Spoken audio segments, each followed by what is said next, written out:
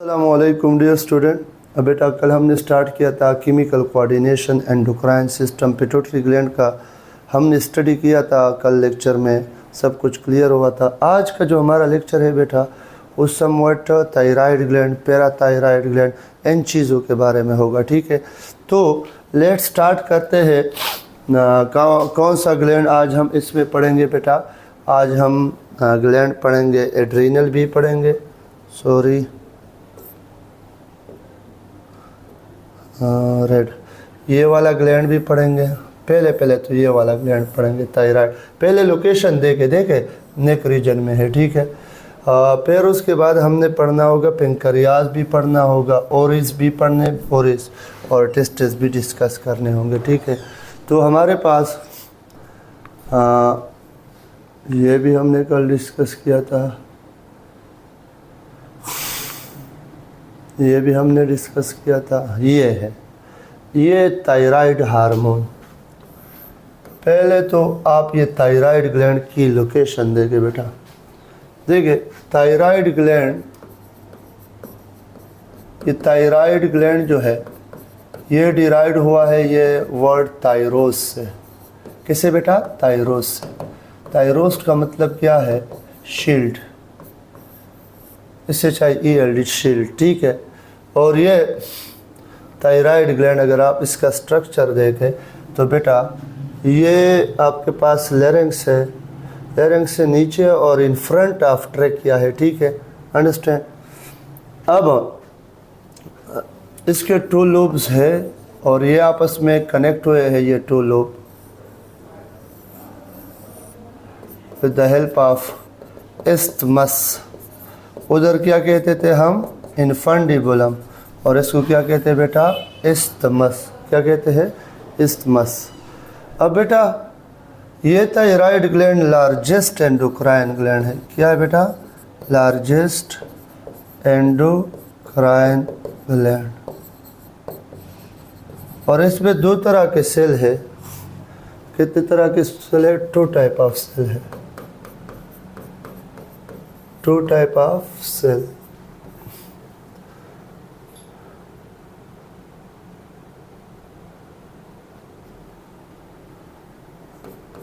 एक को कहते हैं फोलिकुलर सेल। क्या कहते हैं बेटा? फोलिकुलर सेल, जो प्रोड्यूस करते हैं थायरॉक्सिन T3 एंड T4। ठीक है, T3 एंड T4। और एक है पैराफोलिकुलर सेल, जो प्रोड्यूस करते हैं बेटा, याद रखें, क्या प्रोड्यूस करते हैं? कैल्सिटोनिन। अब पहले हम जिक्र करेंगे T3 और T4 की। T3 3 आयोडीन प्लस टायरोसिन, ये मिलके T3 बनाते हैं। और एक है T4 ट्राई आयोडोथायरोनिन, और ये टेट्रा आयोडोथायरोक्सिन, 4 आयोडीन प्लस टायरोसिन। अब अगर आप देखें यहाँ हाइपोथैलेमस से आता है, कल भी हमने मैकेनिज्म पढ़ा था, TRF, थायरोट्रोपिन रिलीजिंग फैक्टर,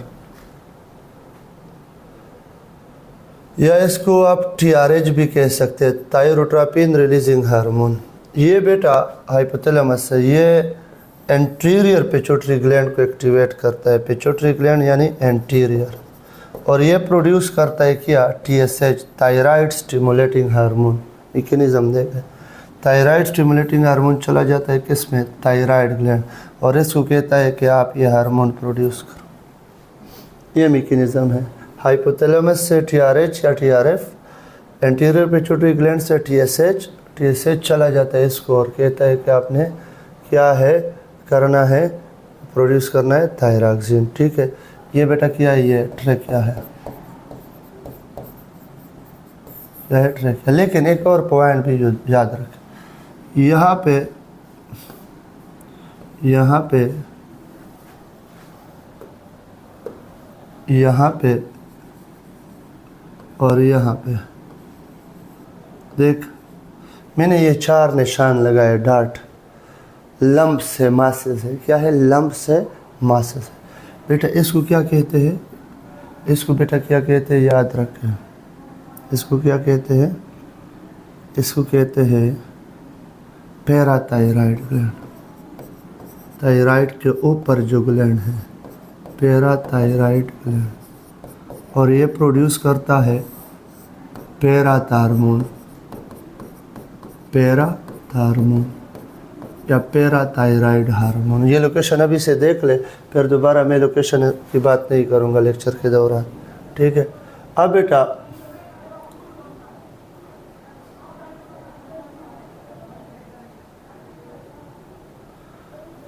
अगर लोकेशन देखें तो thyroid gland located below the larynx on each side of and anterior to the trachea, anterior to the trachea, in front of trachea भी लिख सकते हैं, इन फ्रंट ऑफ ट्रेकिया, ठीक है।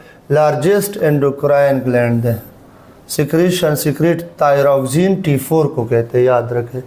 Active thyroxine T4 है, ट्राई आयोडोथायरोनिन T3 है, also secrete calcitonin, an important hormone for calcium metabolism, calcitonin. ये देखो ये इम्पोर्टेंट चीज़ है, 93% T4 होंगे, 7% T3 होंगे।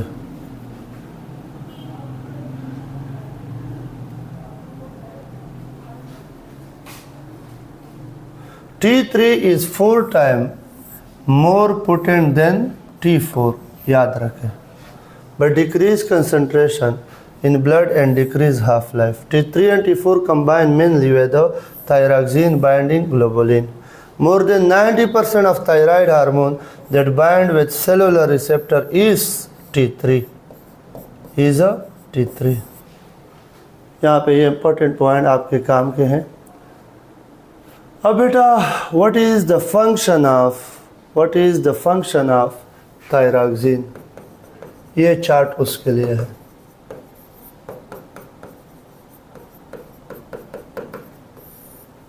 फीटल ब्रेन डेवलपमेंट, इसको कहते हैं नर्वस सिस्टम, हमारे बुक में लिखा है nervous system development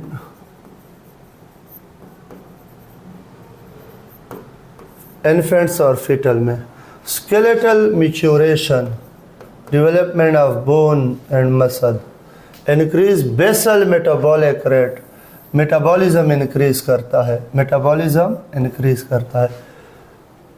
inotropic and chronotropic effect, ये आप लोग के कोर्स में नहीं है तो इस पे आप वो ना करें, डिपेंड ना करें।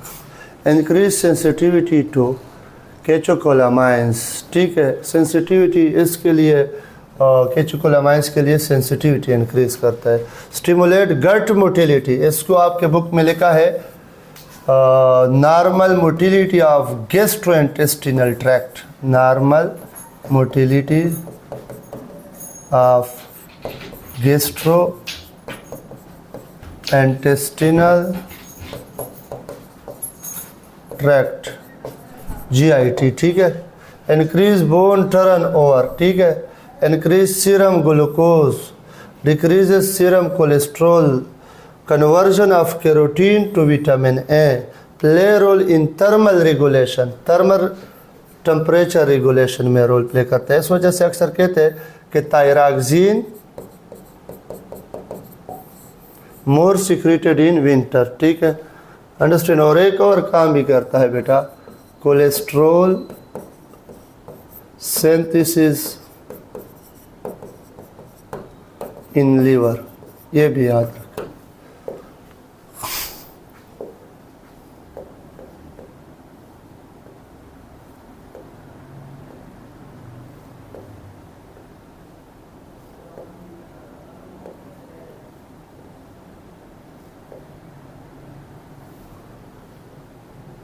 अब आ जाए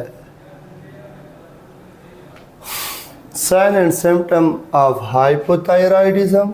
अगर थायरॉक्सिन की सिक्रीशन कम हो जाए, हाइपरथायराइडिज्म अगर थायरॉक्सिन की सिक्रीशन ज़्यादा हो जाए। देखिए बेटा, clinical feature of hypothyroidism, decrease with tendency for weight gain, difficulty losing weight, decrease body temperature कम होगा क्योंकि ये हीट प्रोड्यूस करता है, मेटाबॉलिज्म इंक्रीज करता है।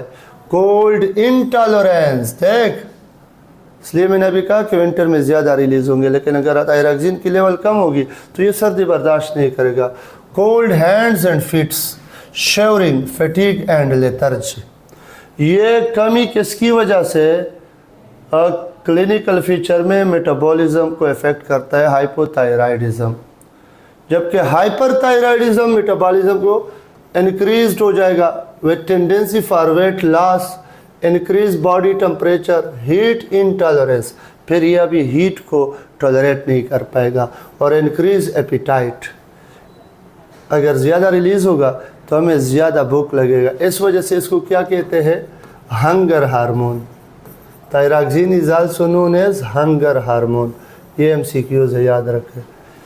सेंट्रल नर्वस सिस्टम, अगर ये कम रिलीज हो रहा है, थायरॉक्सिन की लेवल कम और ये ज़्यादा, डिप्रेस होगा, पुअर मेमोरी, स्लगिश स्पीच और स्लो रिफ्लेक्सेस।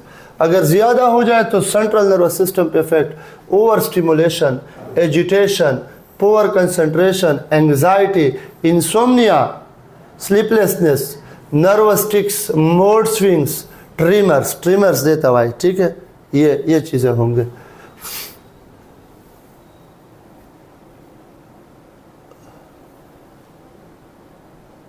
फिर उसके बाद ये इम्पोर्टेंट है, कार्डियोवास्कुलर सिस्टम पे क्या इफेक्ट देगा, reduce heart rate, increased cholesterol, और ये टिकिहाइड्रिडिया और एरिथमियोसिस, systolic hypertension, abnormal heart beat, इसके लिए सिंपल लिख सकते हैं एबनॉर्मल हार्ट बीट एबनॉर्मल होगा, नॉर्मल नहीं होगा। Reproductive system, reduce fertility, decrease libido, heavy and prolong periods, miscarriage, irregular light periods, amenorrhoea भी इसको कहते हैं। मिसलिनियस और क्या किया, कॉन्स्टिपेशन हो सकता है कमी की वजह से, गाइटर, यह भी आपके बुक के साथ बहुत इंपॉर्टेंट है। लो लेवल ऑफ आयोडीन की वजह से होता है, जब आयोडीन ख़त्म हो जाए तो गाइटर होता है। Muscle cramps, hoarse voice, joint pain, increase bowel movement, nausea, exophthalmia, ये इंपॉर्टेंट चीज़ है। बल्जिंग ऑफ आइज, अब इसको मैं थोड़ा सा डिस्कस करूँगा। देख, दो बातें हैं, देखो, हाइपर सिक्रीशन या इसको कहते हैं हाइपरथायराइडिज्म, ये तो मैंने जनरलाइज बात है कि अब जो स्पेसिफिक बुक है उसको सुनो। It may leads to exophthalmia, और exophthalmia is a symptom of grave disease. Grave disease एक ऑटोइम्यून डिसऑर्डर है,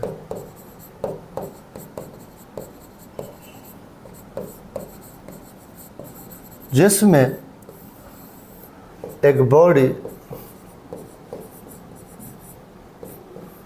एबनॉर्मल एंटीबॉडी इम्यून सिस्टम उसका बनाता है,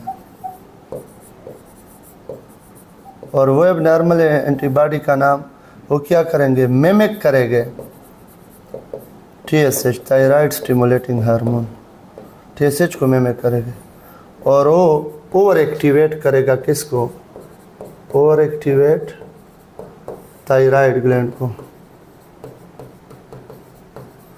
इसकी वजह से हाइपर सिक्रीशन होगी किसकी, थायरॉक्सिन की, और वो लीड टू एक्सोपेथेलेमिया।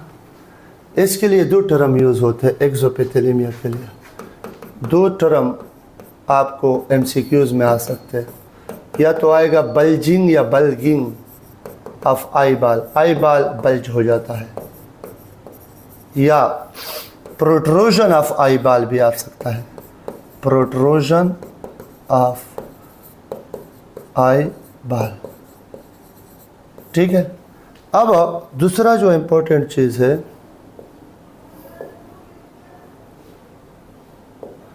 वो ये है कि अगर हाइपोसिक्रेशन हो जाए, हाइपोसिक्रेशन किसकी, थायरॉक्सिन की, तो इससे दो कंडीशन पैदा हो सकते हैं। अगर इन्फेंट्स में हाइपोसिक्रेशन हो जाए तो it will leads to cretinism. Cretinism में स्टंटेड ग्रोथ होगा, आईक्यू लेवल इफेक्ट होगा क्योंकि नर्वस सिस्टम सही डेवलप नहीं होगा, आईक्यू लो होगा, प्यूबर्टी डिले हो जाएगी, ठीक है। लेकिन अगर एडल्ट्स में ये हाइपोसिक्रेशन हो जाए फिर ये काज करेगा मैक्सिडीमा, म्यूकस स्वेलिंग इसको कहते हैं, म्यूकस स्वेलिंग। क्लियर। अब बेटा जो आगे कैल्सिटोनिन पे बात हमने करनी है, किस पे, कैल्सिटोनिन पे, कैल्सिटोनिन पे। वो हम बेटा कैल्सिटोनिन पे हमने बात ऐसी नहीं करनी है, calcitonin is antagonistic to parathormone. किसको एंटागोनिस्टिक है बेटा, पैराथार्मोन को। तो दोनों की हाउ दे एक्ट, मैकेनिज्म किस तरह है बेटा। Calcitonin is secreted by thyroid gland और it is secreted by parathyroid gland.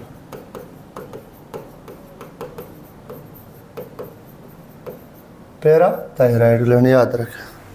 दूसरी बात क्या है कि ये कब एक्टिवेट होगा, कब एक्टिवेट होगा, जब calcium level of blood decrease हो जाए, सॉरी डिक्रीज नहीं इंक्रीज हो जाए। और ये कब एक्टिवेट होगा, जब calcium level of blood decrease हो जाए।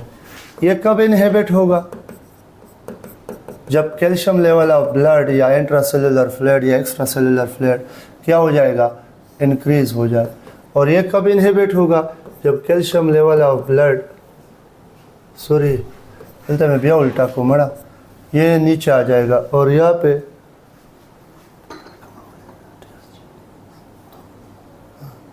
हाँ ना कैल्शियम लेवल क्या हो जाए, डिक्रीज हो जाए। तो इसका मतलब क्या है कि ये बेटा क्या करेगा, इंक्रीज करे, सॉरी डिक्रीज करेगा कैल्शियम लेवल ऑफ ब्लड को, और ये क्या करेगा, इंक्रीज करेगा कैल्शियम लेवल को। अब हाउ ये काम कैसे करेंगे बेटा, ये इनहिबिट करेगा दो काम, इनहिबिट करेगा दो काम, क्या, अब्जॉर्प्शन और रीअब्जॉर्प्शन। और ये एक्टिवेट करेगा क्या, कैल्शियम जो एक्स्ट्रा है उसको भेजेगा कहाँ पे, बोन पे, और बोन को कहेगा कि इसको डिपॉजिट करे, मिनरलाइजेशन एक्टिवेट करेगा। अब्जॉर्प्शन कहाँ से होगा, स्मॉल इंटेस्टाइन से, और रीअब्जॉर्प्शन कहाँ से होगा, किडनी से। ये इनहिबिट करेगा, ठीक है। और ये वाला हाँ कट हो पूरा,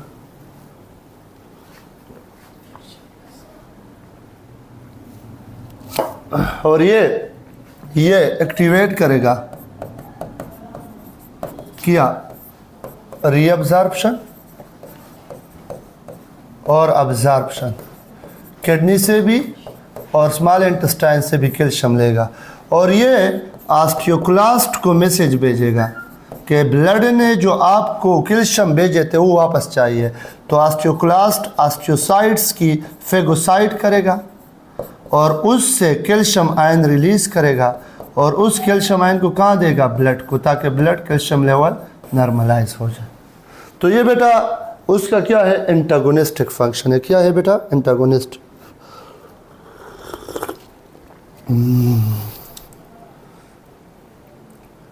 देखिए ये हमारे पास क्या हुआ, पैराथार्मोन की फंक्शन पैराथायराइड ग्लैंड, और लोकेशन मैंने आपको बताई थी। इसके बाद हमारे पास है बेटा एड्रीनल ग्लैंड। कौन सा ग्लैंड है? एड्रीनल। बेटा adrenal gland also known as this suprarenal gland, present on the top of each kidney.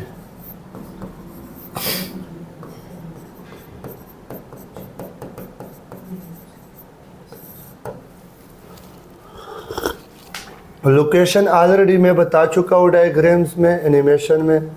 ये है एड्रीनल ग्लैंड, टॉप ऑफ 2 है एड्रीनल ग्लैंड। एड्रीनल ग्लैंड 2 तरह के हार्मोन बनाते हैं और इसमें 2 पार्ट्स है।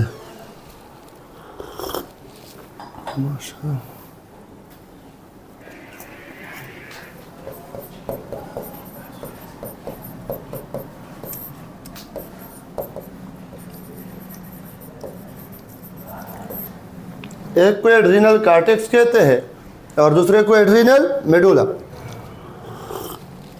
एड्रीनल कार्टेक्स प्रोड्यूस करता है बेटा कार्टिकोस्टेरॉइड और साथ में लिटिल बिट एंड्रोजन भी प्रोड्यूस करता है। एड्रीनल मेडुला 2 किस्म के हार्मोन प्रोड्यूस करते हैं, प्रोजेस्टेरॉन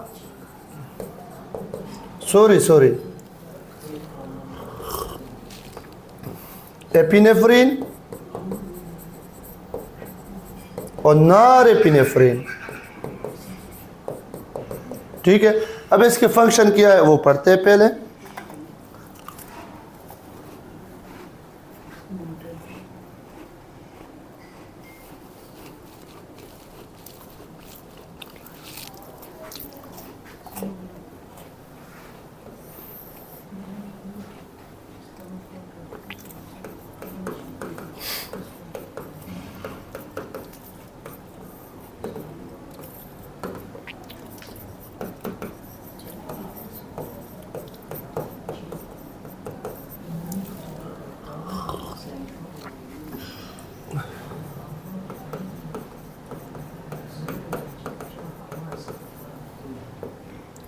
मिनरेलोकार्टिकाइड और ग्लूकोकार्टिकाइड। मिनरेलोकार्टिकाइड पे इंपॉर्टेंट एमसीक्यूज है बेटा।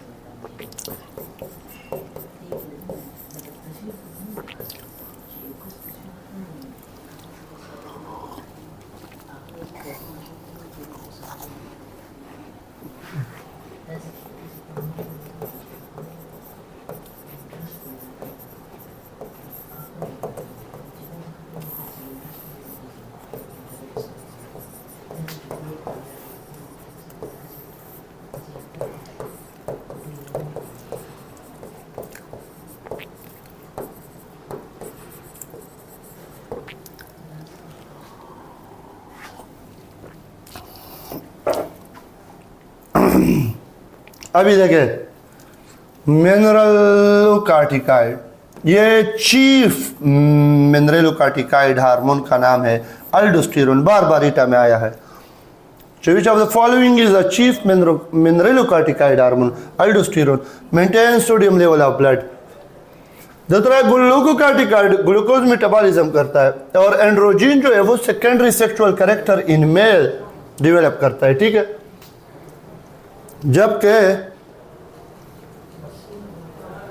जबकि हमारे पास दूसरा इंपॉर्टेंट चीज वो है एड्रीनल मेडुला।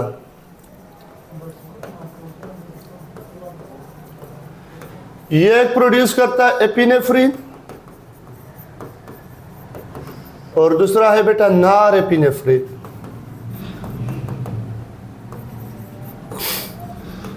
ये क्या करता है? Peripheral vasoconstriction, vasoconstriction, blood vessel constrict करता है, constriction, and maintain blood volume भी, ब्लड वॉल्यूम भी मेंटेन करता है, मतलब level of solids and waters में।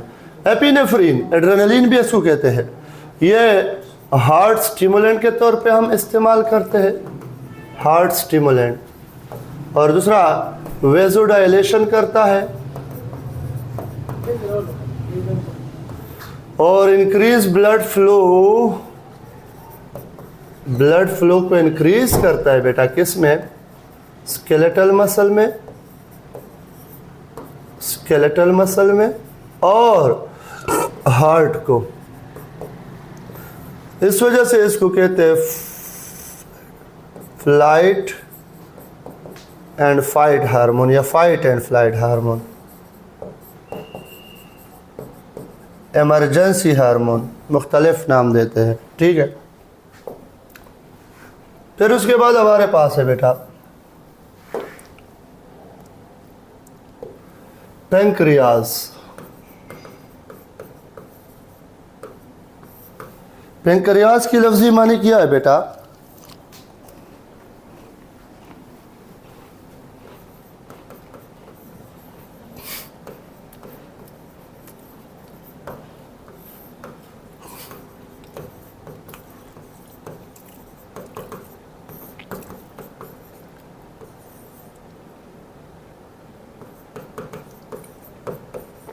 कहाँ पे है? बिहाइंड द स्टमक, एब्डोमेन में, लीफ लाइक स्ट्रक्चर है,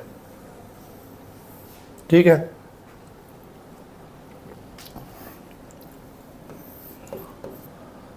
ये तो आपको पता है कि एक्सोक्राइन भी है और एंडोक्राइन भी है, लेकिन यहाँ पे हम पढ़ेंगे इसकी exocrine property, sorry endocrine. Exocrine में तो ये पेंक्रियाटिक जूस प्रोड्यूस करता था, सही है। एंडोक्राइन प्रॉपर्टी में यहाँ पे इसमें इस तरह स्ट्रक्चर है, एक इस तरह सिनार सेल है, देख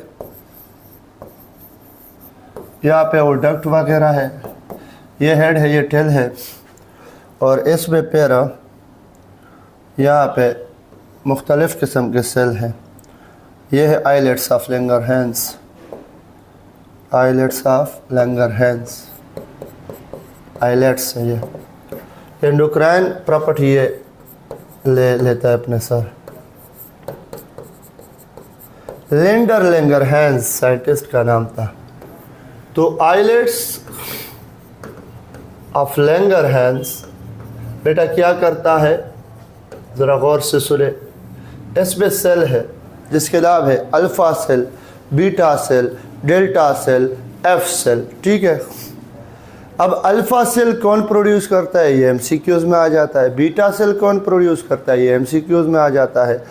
और डेल्टा सेल कौन प्रोड्यूस करता है, ये एमसीक्यूज़ में आ जाता है। एफ सेल क्या प्रोड्यूस करता है? पहले तो ये चारों नाम आपको याद होने चाहिए। अब बेटा कौन से हार्मोन की कमी की वजह से डायबिटीज मेलिटस आता है, ये भी एक एमसीक्यूज़ है, याद रखें। अब बेटा पहले हमारे पास है अल्फा सेल, ये प्रोड्यूस करता है ग्लूकागॉन और इसको कहते हैं। और दूसरा है क्या, बीटा सेल, ये प्रोड्यूस करता है इंसुलिन।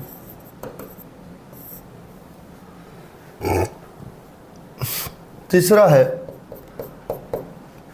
डेल्टा सेल, ये प्रोड्यूस करता है सोमेटोस्टैटिन और ये इन की लेवल को कंट्रोल करता है। सोमेटोस्टैटिन इंसुलिन ग्लूकागॉन की लेवल को कंट्रोल करता है।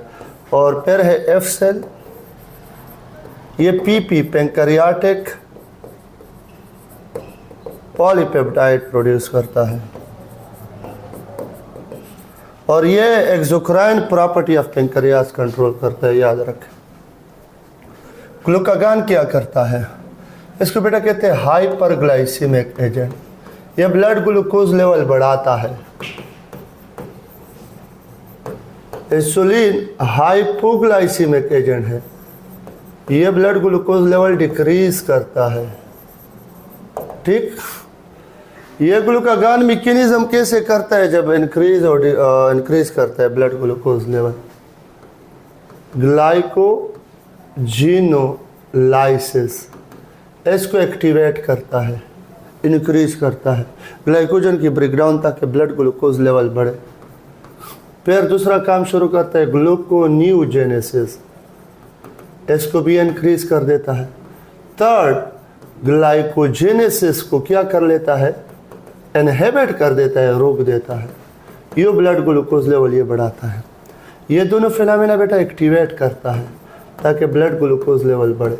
अब ये और ये आपस में एंटागोनिस्टिक है। ये क्या करता है? उसका अपोजिट करेगा इंसुलिन। बेटा ये करेगा ग्लाइकोजिनोलाइसिस, क्या ग्लाइकोजन ब्रेकडाउन को क्या करेगा? इनहिबिट करेगा। ग्लूकोन्यूजेनेसिस को इनहिबिट करेगा।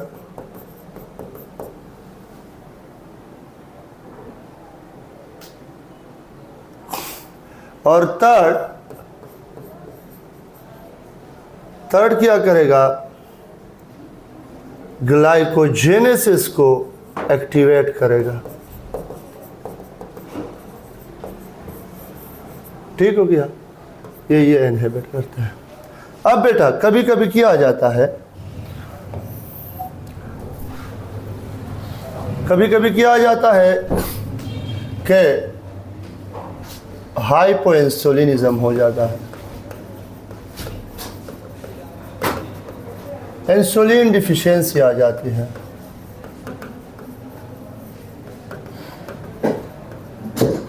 जो में लीड्स टू डायबिटीज मेलिटस।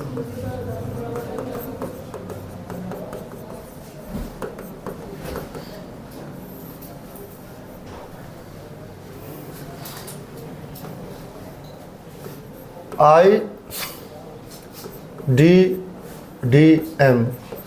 इसको कहते हैं type 1 diabetes mellitus, insulin dependent diabetes mellitus. ये जुवेनाइल पीपल में होते हैं, जुवेनाइल जो 10 ईयर के बच्चे होते हैं। बेटा ये वो बीमारी है जिसमें बीटा सेल को टारगेट किया जाता है। ये बहुत इंपॉर्टेंट चीज़ है, इसको समझे। बीटा सेल ऑफ इंसुलिन को क्या करता है? टारगेट।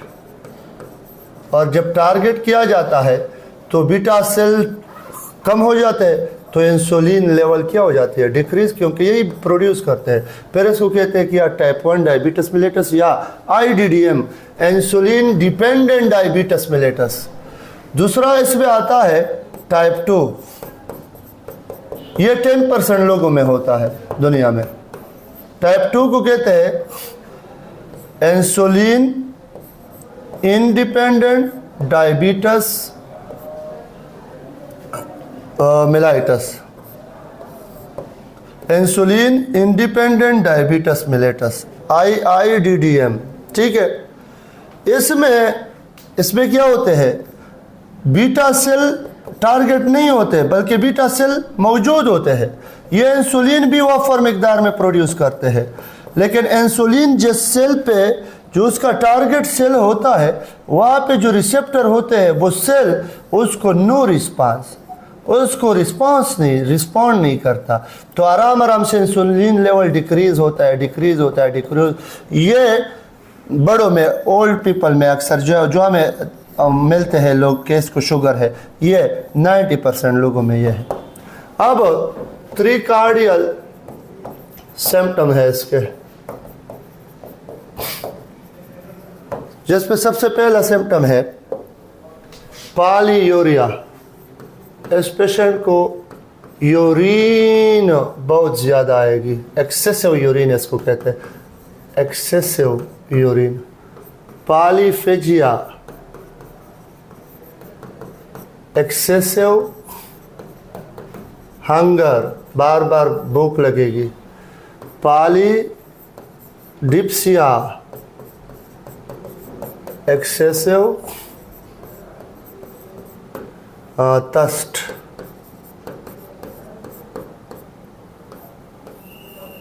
ठीक हो गया, ये पेंक्रियास हो गया।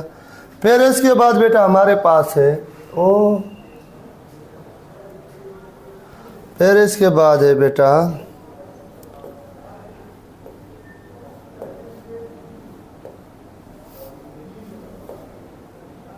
हाँ यहाँ पे ये गोनेड्स। गोनेड्स बेटा कहते हैं male and female reproductive organ is collectively known as gonads.